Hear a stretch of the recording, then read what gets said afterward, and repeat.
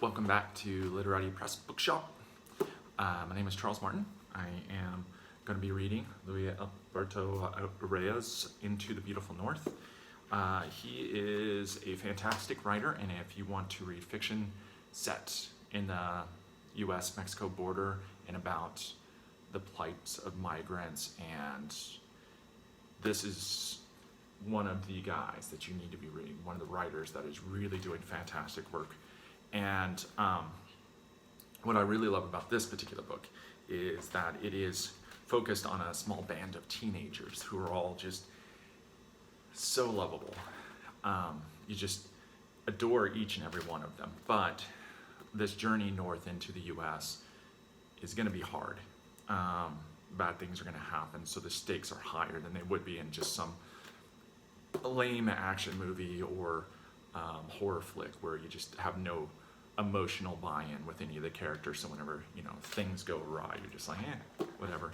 With this, it really kind of gets that stone in your throat kind of tension, but also it's hilarious throughout. So I'm going to read a little bit further into the book than the beginning, where the newly elected mayor, the first mayor of this small town that is female, has decided the way to save the town is to throw a film festival. And what the town is facing is an absence of all men, because all but older men, young children, and one gay man, all the rest of the men have gone north to get work, and they're trying to figure out how to keep the town alive, because without men and women, there's not going to be another generation to inherit. And also, in the periphery is all these bad elements that are kind of encroaching. So you get these plucky teenagers that are like, oh, we can go get some men and bring them back. And this mayor who thinks that this film festival is going to do something. So, and also the mayor's is incredibly proud of Yul Brynner as an actor, because she believes he's a Mexican, which he's not. She also believes that he's from Puerto Vallarta, and he's not. He's German. So I'm going to be reading page 48, moving forward. The announcements were already going out. The Cinema Pedro Infante was back in the film festival business. Forgive my bad pronunciation. I'm doing the best I can. Maria Cervantes had taken her projectionist exams at the hand of Garcia and had passed. He had put in the orders for the first films, and though it felt corrupt, he had caved into Aunt Irma's City Hall pressure and brought in Yul Brynner movies.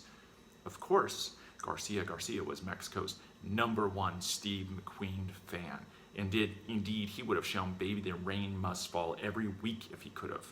Still, was not politics the art of compromise? To be sure, Irma was now mayor and crossing her an extremely unwise strategy. And yet, Garcia had some things going for himself too. He was a cineast.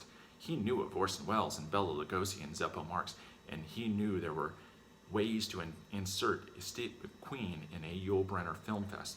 There was one movie, just one, that featured both of them. "Es cuate si es todo un hombre?" he announced to his housekeepers as he studied the McQueen poster on his wall. Yes, they agreed. That dude was 100% man. For the other film of his planned double feature, Garcia was faced with a choice between The King and I and Westworld. He chose to keep the Western theme as pure as possible and went for the killer cowboy robot thriller. The movie office had promised him that both films were subtitled, not dubbed. They would hear the real voices, German dubbed, of the actors. He would show Aunt Irma once and for all that Yul Brynner was not a Mexican from Puerto Vallarta. The robot movie would play first. Second would come the great team-up, Brynner, McQueen. Second would come the Magnificent Seven. So, if you've seen the Magnificent Seven, the movie is about a small town going to find these gunmen to come back and protect the town. So that kind of inspires the teenagers to go north to find men to bring back to the village. So, you know, this is just such a funny book. It's got a lot of tension. It really digs into the pressures that, you know, small towns everywhere have whenever their populations are dwindling out as their people are going out to find work. So if you're interested in the book, you can find it on our website, literatipressok.com. You can also go to our storefront on bookshop.org. And we are now doing audiobooks through libro.fm, so you can find us there too. We get a portion of all sales that you do as long as you identify us as your bookshop.